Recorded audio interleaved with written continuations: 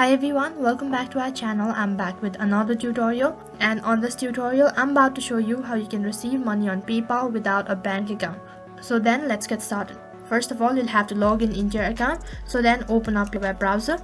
As you open up your web browser, on the search box type in the link, that is www.paypal.com. Next page you'll be directed to the official site, and in the top right corner tap on login. And once you tap on login, next page enter the credential and then tap on sign in. So once you do that, next page you'll be logged into your account.